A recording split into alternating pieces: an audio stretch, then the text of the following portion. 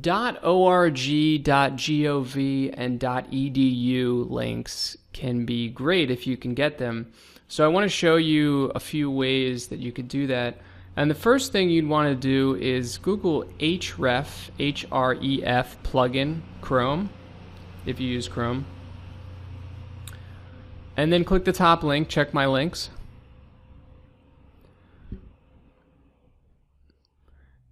And what this plugin does is it's going to highlight in green all the links that are still good, meaning if you clicked on them, you would be taken to a site that's still live. And the red ones are going to show you the 404 errors, basically sites that don't exist anymore, that have been moved, or the person didn't pay their bill for the web page. But just click Add Free at the top, and then you're going to see a new icon in the top of your browser. Now I want to take you through the process here. When you get to Google, do a search for helpful and then your keyword and then links. Then site::.org. The site::.org tells Google, I only want to see sites that end with .org. Now the words helpful or links can be changed around because sometimes websites use different words. They don't always use the word links.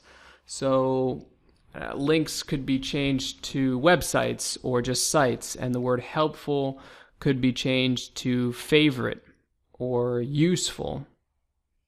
So I would try all of these possibilities when you're looking to find opportunities to put your website in there. And I'm going to show you how to go about getting your website into these recommended resources sections, which is basically what they are.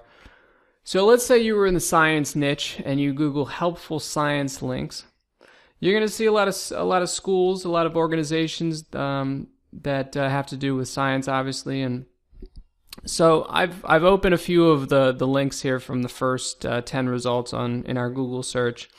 And what this plugin does is you click on it, and it's going to start figuring out whether these links are still good or not. So whether they show 404 errors or 503 errors or 697 errors, or those don't exist.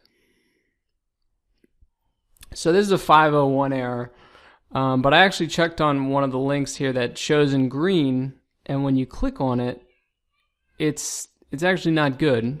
The Google's plugin didn't, or the Chrome plugin didn't catch it. So sometimes it's not going to get everything. So it's sometimes helpful to check them all out. Once you do that, once you find a broken link and you have a page on your site that you'd like them to use as a replacement, right? Because you're trying to get backlinks. You would normally just click Contact Us. You'd enter your information and then say, hey, I found a broken link or broken links on your site, and then offer your web page as an alternative, assuming that it's related to whatever the site used to be. And this is another example, the New Jersey Education Association. This is another link we got off that first 10 results in the Google search we did. And they have basically a category here for a lot of different subjects, not just science.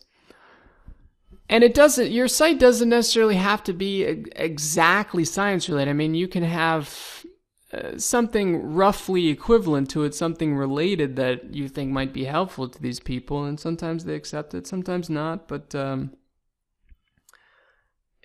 you check enough of these sites and you send enough emails, and you get a few hits here and there.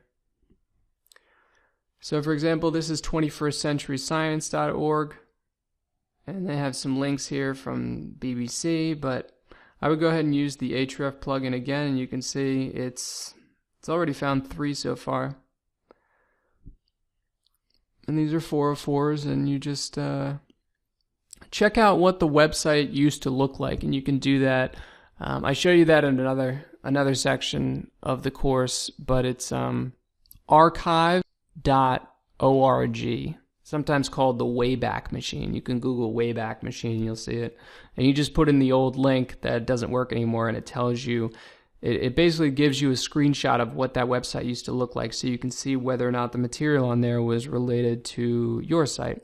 But don't worry, I showed that to you in another section. And then this is the same thing for .edu instead of .org. I'm not going to bore you with the .gov example, but it's pretty much the same process. You can use the word useful, helpful, favorite, links, sites, websites, and then your keyword in the middle. So I've opened a couple of these possibilities, a couple of the results we got from the Google search. This is Moravian College. You can see they got a ton of links here. You can run the plugin for that. And then you'll see here, underneath all these links, it says report broken link. If you ran that plugin, and they have a very specific section, a very specific way of telling them to replace that. Same thing here, utdallas.edu. Huge list of resources. Great chance to get your website in here. And that's pretty much how you get edu, gov, or org links, assuming the organizations or universities don't link out to you by themselves. But I don't want you to think that this is just for those types of websites. I mean, you can use this broken link checker for any site. So if you're reading another blog within your niche or an article, and you find that somebody's webpage has broken link, a couple broken links, and you think that your article, your post might be relevant, run the broken link checker, reach out to them with an email, I have the template for you on the checklist, and go about getting broken links like that.